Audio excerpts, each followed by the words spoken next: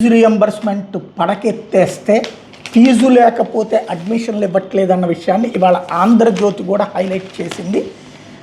Hostel donation, bus fee పేరుతో దోపిడీ, tuition ఫీజులోనూ కొంత కట్టాల్సిందే, లేకుంటే అడ్మిషన్లు ఇవ్వబోమంటున్న యాజమాన్యాలు, ప్రభుత్వం సకాలంలో ఇవ్వడం లేదని ముందే కట్టించుకుంటున్నామైన విద్యార్థుల తల్లిదండ్రుల మీద భారం, ముందు 1,00,000 కట్టండి, ప్రభుత్వం రియంబర్స్మెంట్ కింద ఫీజు వేసిన తర్వాత మీ డబ్బు తిరిగి ఇచ్చేస్తాం, అలా అయితేనే కన్వీనర్ కోటాలో ఇంజనీరింగ్లో చేరేందుకు అడ్మిషన్ ఇస్తాం.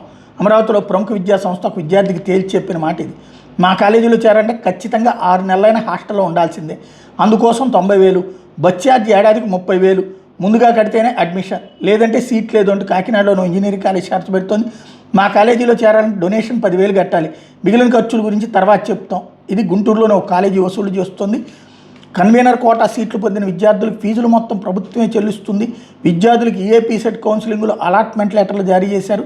దానిలో సీటు పొందిన కాలేజీ ఫీజు ఎంతో చూపించారు. అలాగే విద్యార్థులు చెల్లించాల్సిన 0 అని రాశారు. అయితే ప్రభుత్వం ఫీజులు ఎప్పుడు విడుదల చేస్తుందో తెలియదని, అందువల్ల మొదట కొంత కడితేనే కన్వీనర్ కోటా కింద అలాట్ చేసిన సీటును ధృవీకరిస్తామని యాజమాన్యాలు చెబుతున్నాయి. దానికి ఒక కాలేజీలో ఫీజు 80,000 అయితే కనీసం 20,000 నుంచి 30,000 కట్టాలని డిమాండ్ చేస్తున్నారు. ఆ తర్వాత రియంబర్స్మెంట్ జమ అయితే తిరిగిస్తామని చెబుతున్న ఆ పరిస్థితి ఉండదని విద్యార్థులు వాపోతున్నారు. ఇది జరిగింది కదా 2 సంవత్సరాల నుంచి, కానీ ప్రభుత్వం దీని మీద ఎలాంటి సమాధానం లేదు. అదే వింత.